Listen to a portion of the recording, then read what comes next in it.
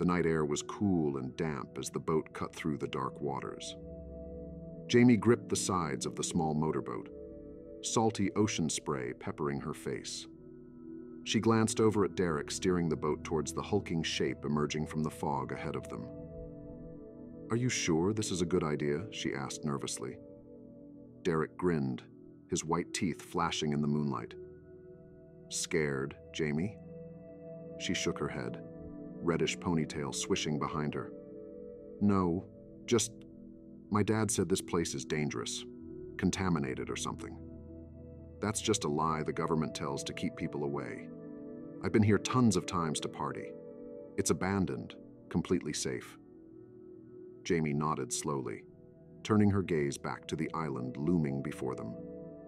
Plum Island, an isolated 100-acre speck of land off the eastern tip of Long Island, once home to a top-secret government animal research facility. Now, just a crumbling ghost town forgotten in time. Or so they thought. The boat's motor quieted as they reached a dilapidated wooden dock. Derek and Jamie hopped onto the weathered planks and tied up the boat. Derek clicked on a flashlight, the beam cutting through the soupy fog. 3 other teenagers waited for them nervously. "Took you long enough," said Connor, a tall, lanky boy chewing his fingernails. "Let's just get this over with," added Megan, hugging her shoulders against the chill air. Derek nodded. "Don't worry. Nothing here but some abandoned buildings. I'll prove it's not haunted or whatever other crap people say." The group headed down the creaky dock towards a dirt road. The main research facility complex loomed ahead of them. Decrepit brick buildings covered in vines and graffiti. Shattered windows gaped like missing teeth in the crumbling walls. They reach at the front entrance. A rusted chain hung across the doorway. Derek ducked under it and shoved the door open with a scrape of metal. The teens filed into the darkness, footsteps echoing down the debris-strewn hallway. "This place gives me the creeps," Megan whispered. She jumped with a yelp as a rat scurried past her feet. "Man, it reeks in here too," said Connor, wrinkling his nose at the stale, medicinal odor hanging in the air. They explored empty offices, their flashlights glinting off dusty desks and cabinets. Entire walls had collapsed, giving glimpses of lab spaces beyond, tables and equipment covered in years of dust and decay. "Let's check out the labs. That's where they did all their freaky experiments," said Derek. He led them through a crumbling breezeway into another building. They entered a large room filled with rows of cages, the metal bars rusted and bent. Jamie shuddered as she imagined what sorts of animals had been kept prisoner here. Megan wandered toward a wall of refrigerators used for storing lab samples. Curious, she opened one.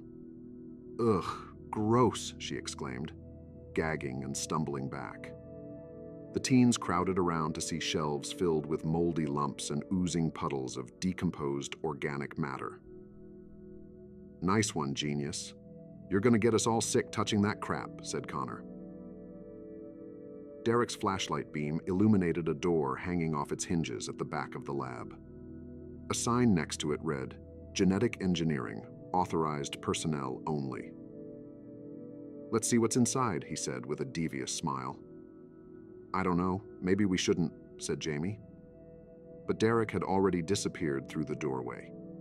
With nervous glances at each other, the group followed him into the pitch-black room. The bobbing flashlight revealed strange machinery lining the walls, tanks and 2Bs, for experimentation. In the center sat a large glass chamber, its walls frosted with age. Derek wiped away the dusty film.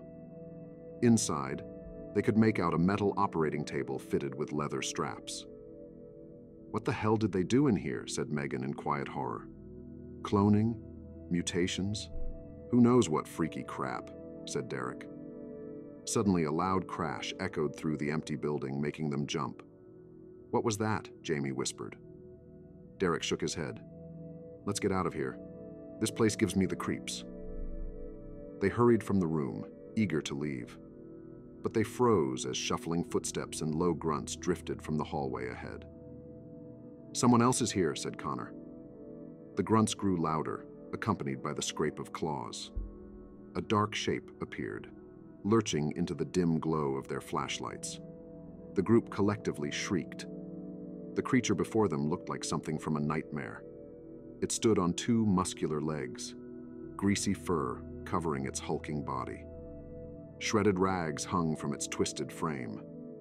But the face was the most horrifying part. Half human, half animal, with glinting yellow fangs protruding from its mouth. The beast released an unearthly wail and lunged toward them. The group split and ran, the creature swiping just shy of Megan's ponytail as she dove out of reach. "Go! Go!" Derek yelled, bolting down the hall after the others. But their path was blocked by two more lumbering monsters. One was covered in patchy fur and walking on all fours, while the other had warped bone-like blades jutting from its pallid flesh. Trapped between the creatures, the group huddled together, screaming as clawed hands grasped at them. Derek swung his flashlight like a club, bashing one of the beasts in its deformed snout. It shrieked in pain, giving them a brief opening to run back the way they came. Panting with terror, they sprinted through abandoned rooms and corridors, the cries and footsteps of the creatures following close behind. After hurtling through a broken window, they emerged gasping into the fresh night air. The group raced down the dock and frantically climbed into the boat, fumbling with the motor and ropes. As the engine roared to life, a mob of the monsters poured from the building, loping down the dock on all fours. Their snarls and howls rent the night air as the boat sped away into the safety of darkened water. As the island shrank from sight, Jamie stared back in horror at the nightmarish creatures clustered on the old wooden dock, watching their escape. A chill deeper than the cold sea wind shivered through her, because inside those distorted but strangely familiar faces, she thought she glimpsed something human staring back. The small coastal town of Montauk was still asleep as the first light of dawn crept over the horizon. Bob Mackenzie sipped his coffee slowly, relishing the peace and quiet of the early morning patrol. After decades as sheriff, he found this was the only time he truly enjoyed being out on the job anymore. The crackle of his radio interrupted the calm, a call coming from the station. "Mackenzie here," Bob answered. "Sorry to bother you, sir, but we've got some calls coming in you should hear," the deputy said. "Folks saying they've seen some kind of creatures wandering around the beaches east of town, attacking people." Bob frowned, sitting up straighter. "What kind of creatures?" "They can't tell for sure. It's still pretty dark out there. But they say they look almost human, but also animal, maybe. It's crazy, I know." Bob sighed, too close to retirement to deal with some hysterical townspeople. "Probably just a rogue dog pack or some raccoons gotten into garbage. But I'll swing by the beaches just in case. Let me know if you get any more calls." "Yes, sir," the deputy replied. Bob flipped on the patrol lights and headed out onto the dark, winding coastal roads. As he approached the shoreline, the hint of a foul smell reached his nose, like rotting meat and sewage. Bob's sense of unease grew. He pulled into the empty parking lot of Sag Main Beach. The stench hit him like a gut punch as he stepped outside. Bob wrinkled his nose and shined a flashlight across the sand. Trash cans were overturned, their contents spread in reeking piles.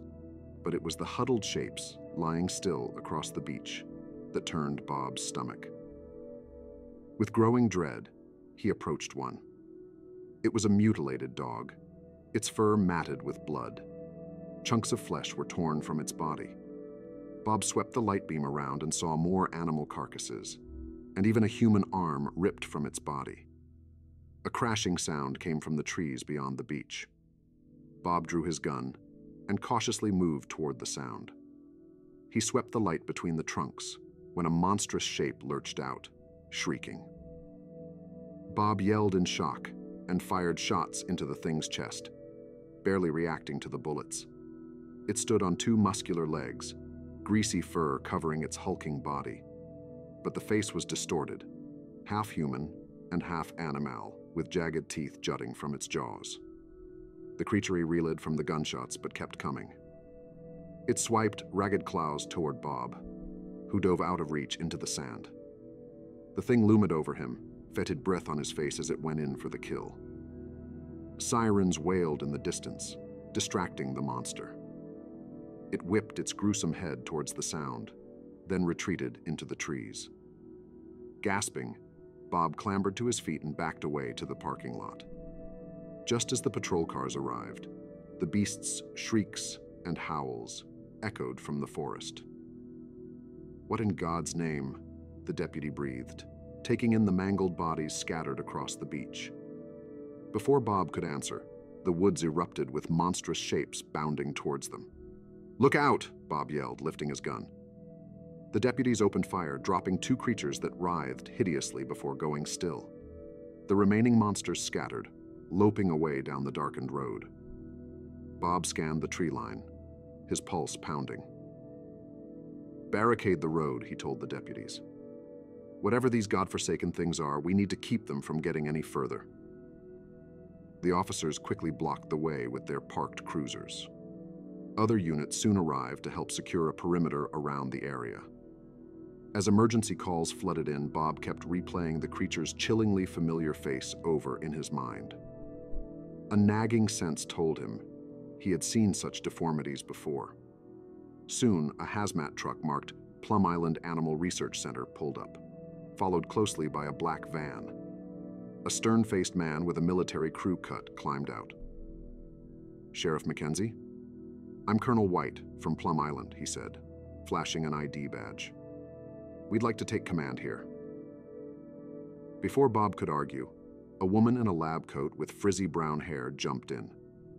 "Sheriff, I'm Dr. Mariah Ellis, head of research at the facility. I believe I know what we're dealing with." She opened a folder, showing Bob photos of misshapen creatures that chillingly matched the ones he saw on the beach.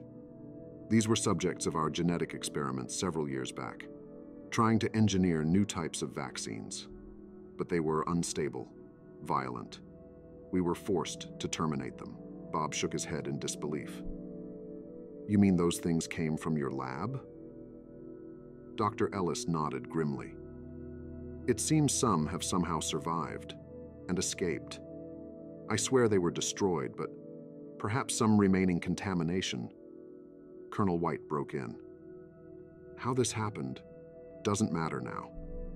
We need to contain this quietly before mass panic ensues. Our team will handle cleanup and capture." Before Bob could argue, one of the deputies ran over looking panicked. "Sheriff, we just got word that some of those things have been sighted in town, moving quick." Bob felt his gut lurch. He turned back to the colonel. "No time to argue over jurisdiction now. We need to stop them before more innocent people get torn apart." Colonel White nodded. "Agreed. We'll coordinate efforts and pool our resources." He turned to his team, unloading gear from the van. "Tranquilizer rifles and nets, people. Track them down fast, but remember, try to take them alive if possible." Bob jumped in his cruiser and sped back up the coastal highway. Soon he was driving past the vacation homes and flickering street lamps of Montauk proper. A handful of early risers wandered about, unaware of the nightmarish danger potentially lurking in the shadows. Bob spotted a lumbering, misshapen figure duck behind a local bait shop. He pulled up quietly, drawing his gun as he moved in, but it was only a large raccoon nibbling on a fish carcass. A piercing shriek came from a backyard ahead. Bob leapt the fence to see one of the humanoid beasts, grasping a flopping fish in an inflatable pool, ripping it to shreds with its teeth. Before Bob could aim his gun, the creature's head jerked up, fish guts and blood dripping from its maw. With unnatural speed, the beast lunged right at Bob, bloody claws slashing. He fired off 2 shots, but it barely slowed the thing down. Bob crashed to the ground as fetid breath assaulted his face. He managed to angle his gun and fire point blank into the creature's contorted face just before its jaws clamped down. The beast reeled backward, wailing hideously. It stumbled over the fence and disappeared between the houses. Bob slowly got to his feet, wiping the foul drool from his face. Gunshots and screams rang through the morning air as the monsters prowled the streets. Units tried to corral them away from crowded areas with mixed success. The creatures seemed drawn towards any live prey they could find, be it human or animal. One deputy cried out as a beast dropped onto him from a rooftop. He emptied his clip into its torso, black blood spraying as it collapsed halfway through his shoulder. Another creature burst from a convenience store, arms overflowing with devoured snack bags and soda bottles. It batted away 2 officers before disappearing into the marsh beyond town. Bob helped where he could, but the chaos seemed endless. He knew only that they had to contain the creatures here, or the destruction would spread unchecked. Just then, Dr. Ellis ran up carrying a megaphone and some sort of metal cylinder. "Sheriff, I think I have a way to draw the remaining ones away from town." She led Bob to a dock where the colonel and his team were loading gear into boats. "This will emit an ultrasonic frequency that should attract their mutated senses," Dr. Ellis explained, holding up the device. "We'll lure them out to Plum Island," Colonel White said. "Containment will be easier there." Bob nodded and jumped aboard as the boat sped out into Montauk Harbor. He pointed to a hulking, dog-like beast swimming between moored sailboats ahead. It crawled up onto the beach, snarling. Dr. Ellis switched on the ultrasonic device. The keening sound it emitted was nearly undetectable to human ears, but it immediately got the mutated creature's attention. The beast's head jerked towards the approaching boats, dripping jaws gaping stupidly. "It's working," said Dr. Ellis. As they steered wider around the harbor, more of the wretched things emerged from their hiding places, following the boats and swimming out to sea. Within 20 minutes, the small fleet reached the shadowy bulk of Plum Island. What remained of the mutated horrors slogged out of the water onto the rocky shoreline. Soldiers opened fire with tranq darts until all the creatures lay unconscious. Capture teams moved in quickly with chains and muzzles to load the sedated beasts into metal truck containers bound for the lab. Colonel White turned to Bob as the crews finished up. "Thank you for your help containing this, Sheriff Mackenzie. My team will take it from here. Plum Island is now under Level 4 hazmat lockdown, so this never gets beyond our shores again." Bob nodded reluctantly. He didn't like leaving such nightmares in the government's hands alone, but he knew the beings had come from this accursed island. It was fitting they should meet their end here too. He steered the boat quietly back towards Montauk, leaving the soldiers and scientists to deal with the horrors they themselves had created. Bob gazed out at the calm sea as the first hints of sunrise sparkled on the waves, and he silently prayed that the evils brewing on Plum Island would remain trapped there forevermore.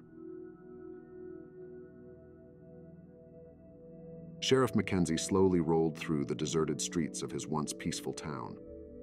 Storefronts sat empty and dark, many boarded over with wood planks, haphazardly nailed across smashed windows and doors. Trash and debris littered the sidewalks and alleyways, and everywhere, the stench of death lingered like an ominous cloud.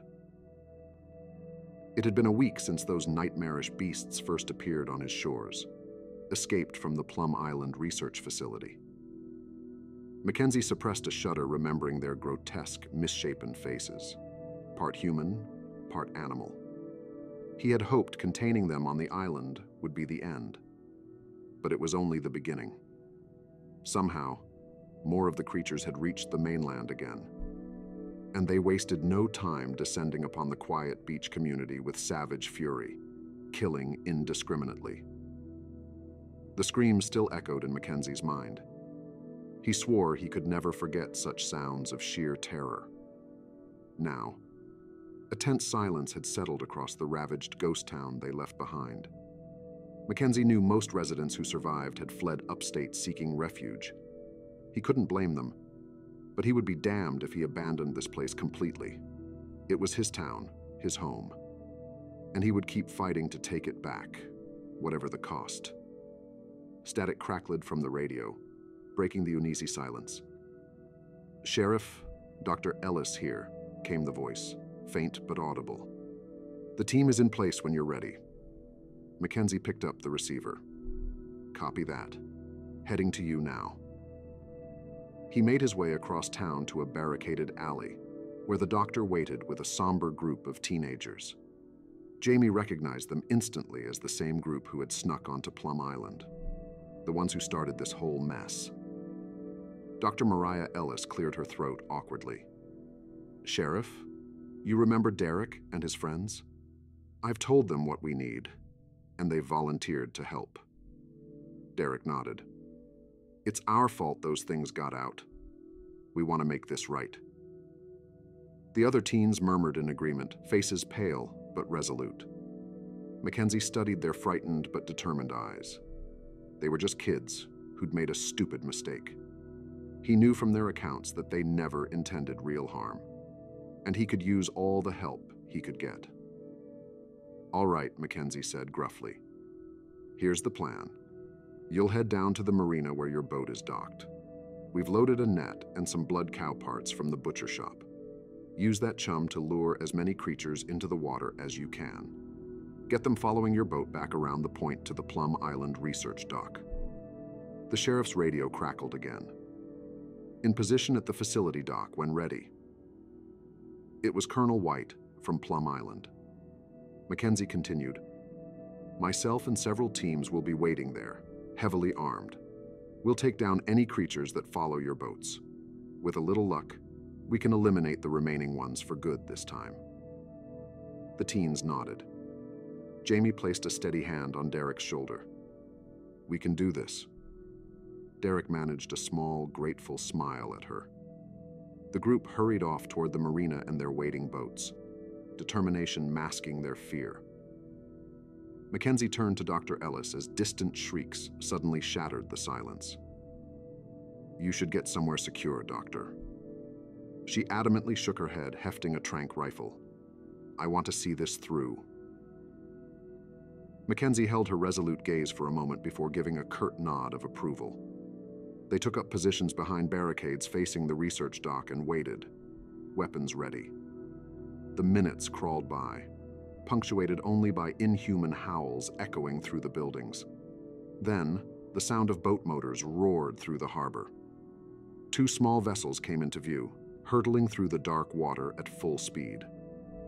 A handful of misshapen creatures swam just behind in a frenzy, driven by the churning blood trail. The teens cut the motors and dove off the boats into the safety of the waiting lab staff's outstretched arms as the creatures swarmed the empty vessels. Their prize lost, the monsters snarled in rage and began clawing their way up the dock toward shore. That's when Mackenzie gave the signal to open fire. A hail of gunshots and tranquilizers rained down onto the nightmarish congregation. The beasts convulsed and howled as bullets riddled their bodies, black blood splattering the wooden planks. One by one, the creatures collapsed until the dock fell silent once more, dotted with heaving, unconscious masses. In the ring of spotlights, it was a scene straight from hell. Cautiously, capture teams donned hazmat suits and descended to chain up the tranquilized beasts and lug them into the facility's secure containment wing. Mackenzie watched the cleanup, hardly believing their plan had worked. Perhaps his town could finally know peace again. By the next morning, the remaining creatures were locked safely in the Plum Island labs, with Colonel White's troops guarding the premises under strict 24-hour surveillance. Mackenzie took the first ferry back to the mainland with Derek, Jamie, and their weary friends. As the island shrank from view behind them, they traded relieved smiles. It was the first hopeful moment any had experienced since this nightmare began weeks ago. Back on shore, Jamie hugged Derek goodbye before approaching the sheriff. "Thank you again. I know you didn't have to help us after everything." Mackenzie shook his head. I'm just glad we were able to stop them before anyone else got hurt. Get yourselves home and rest up easy now." With the creatures contained, the long process of cleanup and reconstruction could finally begin. As Mackenzie drove away, he dared to imagine a return to normalcy. People coming home, businesses reopening. No more fear of what lurked in the shadows. But back on Plum Island, Dr. Ellis sat alone in the lab control room, staring intently at the security monitor screens. One showed the captured creatures pacing restlessly in their cages. Another displayed thermal radar images of the remote wooded interior of the island.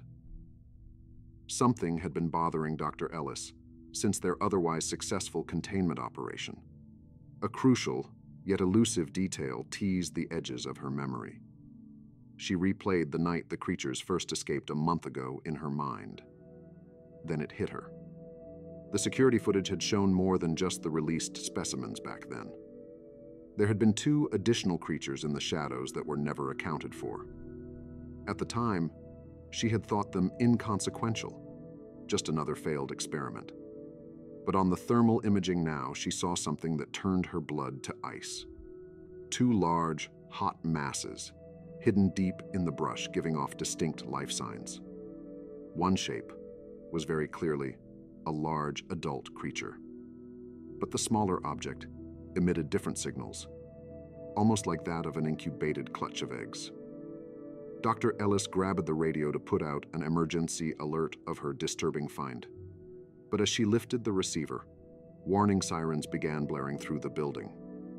Red emergency lights flashed on the screens as the camera displays turned to white noise. "Security breach in Containment Wing A," came the panicked announcement over the loudspeakers. "All personnel evacuate immediately." On the screens, Dr. Ellis could make out soldiers yelling and firing at something down the hallway just before the video cut out completely. The whole island suddenly went dark and silent. No, she thought. This can't be happening. Not after they had come so close to containing this nightmare for good. Heart-pounding, Dr. Ellis crept from the control room, guided only by the beam of her flashlight down the evacuation route. The sterile white halls were now pitch black and empty, but muffled shrieks and gunfire echoed distantly through the building. She descended a stairwell carefully towards the exit when a dark mass dropped from the ceiling in front of her. Dr. Ellis stumbled back with a gasp as the misshapen creature grinned with jagged teeth, dangling upside down on leathery wings. With no weapon, she clutched her flashlight like a club as the beast lunged. But a gunshot rang out, hitting the creature midair. It crumpled to the floor with a final snarl. Dr. Ellis turned with relief to see Colonel White lower his smoking pistol. "The containment was breached. Many have already escaped the facility," he said grimly. "We need to evacuate the island immediately." They emerged into utter chaos outside. Flames engulfed one entire lab wing. Figures silhouetted against the blaze ran screaming as creatures pursued them from the darkness. Military jeeps sped through the pandemonium, soldiers ushering frantic staff members toward the dock and remaining boats. Dr. Ellis and Colonel White boarded one of the last, vessels away from shore, as the fire spread, consuming more of the complex. The boat's motors pounded through the black water, putting distance between them and the glowing inferno, as acrid smoke billowed into the night sky. Sheriff Mackenzie was just drifting off to sleep, the first restful night he'd had in ages, when a pounding at his front door jolted him awake. Gun raised, he warily approached. Through the window, he glimpsed Dr. Ellis's frizzy hair. He opened the door, stomach sinking at her panicked expression. "It's happening again," she said breathlessly. "They've escaped the island for good this time. The infection will only spread." Mackenzie stared as the reality of her words sank in. He realized then the nightmare was far from over. The creatures could never truly be eliminated. Not fully. Wherever those monstrosities came from, they were here to stay now. As Dr. Ellis babbled urgently about evacuation protocols, Mackenzie leaned heavily against the doorway, gazing out at the empty, unaware town. How long would it have this time, he wondered, before the death and destruction again descended? Living in fear, constantly waiting for the next attack, was no way to exist. But there seemed no other option anymore. At best, they could try to minimize the damage and save as many innocent lives as possible.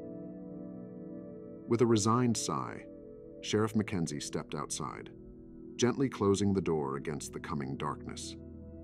If these monsters wanted his town again, he would give them one hell of a fight first.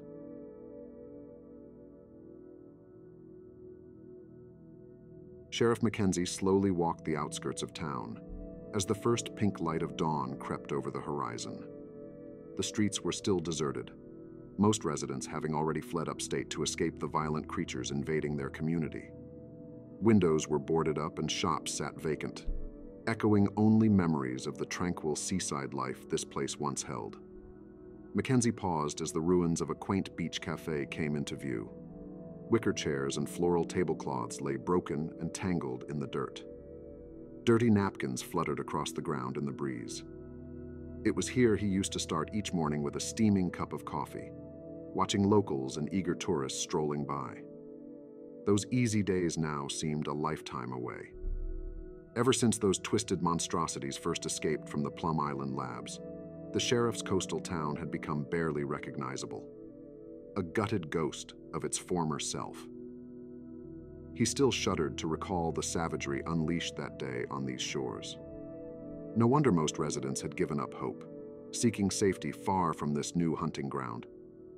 But Mackenzie couldn't bring himself to abandon his home completely. Not yet. As he turned uptown, the sheriff spotted a familiar, lanky figure walking towards him. He recognized Jamie, the teenage girl who had trespassed onto Plum Island with her friends, inadvertently releasing the first creatures, the one who helped lead them back again. "I thought you and your folks got out, Jamie," Mackenzie said, puzzled. She bit her lip. "Most people have, but I couldn't go. Not until I see this through." Mackenzie saw the determination in her eyes, but also the fear. These things are everyone's nightmare now, but you especially were thrown in the deep end. No one would blame you for needing to get away from it all. Jamie shook her head. "The island was my fault. If I can help fix things at all..." She glanced back the way she had come. A few others stayed behind too. "We want to help, Sheriff." Mackenzie studied her solemn face a long moment before giving a slow nod. They could use whatever volunteers they could find. "All right then, let's go see who else we've got." As the sun rose higher, Mackenzie gathered the ragtag group in the police station parking lot. In total, 9 other people remained in their ravaged community. Besides Jamie, there was Derek and 2 other teens from their island trespassing crew. A middle-aged husband and wife who ran the local bookshop and refused to abandon their business of 20 years. An elderly fisherman too stubborn to be chased off. And the deputy Mackenzie had ordered to keep radio communication with Plum Island staff active. It wasn't much against the deadly creatures still roaming wild. But as they stood around Mackenzie, awaiting instruction, he felt the smallest glimmer of hope. Here were people willing to risk their lives for the chance of restoring what was lost. Mackenzie cleared his throat. "Those of you who stayed, I admire your courage. You know the horrors we're up against. I won't lie, this fight will likely get worse before it gets better." Solemn faces stared back, but no one moved to leave. "Our job is to steer the remaining creatures away from the populated areas inland. Keep them contained to the coast as best we can. I know these lands and waters well. We'll use that knowledge to our advantage." Mackenzie unrolled a map across the patrol car hood. "We'll start today planning strategic sites for traps, bait, and tracking. Areas we can corner them for capture by the Plum Island teams once their lab is operational again." The sheriff spent the next week working closely with the stalwart volunteers as they slowly transformed their ghost town into a trap for monsters. The bookshop couple helped build concealed pits and snares along wooded trails using fencing, nets, and camouflage. The teens hauled animal carcasses from the butcher as bait to strategic locations. And the fisherman took Mackenzie and Jamie out on his boat to lay chum trails leading up from the sea towards capturable terrain. It wasn't a flawless system. They lost their first trap attempt when one creature chewed through the netting, and the deputy had a close call cornering a hissing beast in an alley before Mackenzie could trank it. But with each passing day, their skills grew sharper. Their grasp on reclaiming fate from the invaders strengthened bit by bit. Then came the day Jamie radioed an urgent sighting from her household rooftop lookout near the lighthouse. A hulking, dog-like creature had been spotted emerging from the trees onto the North Point beach, dragging a mangled human leg. Mackenzie revved up his truck. "I'm on my way. Get the others alerted." As he sped towards the shore, Mackenzie's pulse pounded. This was no stray animal. It had clearly hunted and fed, which meant more active creatures were likely following close behind. He spotted Jamie already keeping watch overhead as he pulled up to the gore-slicked beach. The creature was hunched nearby under the abandoned boardwalk, feeding. A tense moment passed as it gnawed at the limb. Then its head jerked up, sniffing the air. With a snarling howl, the beast charged straight towards Mackenzie's truck. He barely managed to slam the vehicle into reverse, tires spewing sand as the creature fell upon the spot where he'd been parked. It left a jagged claw mark down the driver's side before turning back toward the trees. Mackenzie leaned out his window and fired several times, but the bullets barely slowed the thing as it disappeared into the brush. It was still out there, injured and enraged, and possibly seeking out its next prey. He quickly radioed the others. "Keep alert, teams. We've got at least one active creature near the lighthouse. Possibly more. Take all precautions." Soon, answering calls crackled back, confirming barricades and armed observation points were being set up around the area. Satisfied they had the situation controlled for now, Mackenzie headed uphill to collect Jamie from her lookout. She was scanning the shoreline with anxious eyes when he climbed onto the roof. "No further sightings yet. I don't like it down there being so quiet now." Mackenzie nodded grimly. "It's biding its time. But we know they prefer to hunt at night, so we'll..." He froze as an echoing shriek arose from the beach below, followed by frenzied splashing. They both spun to see several dark shapes emerge from the surf onto the sand, prowling toward the woods on all fours.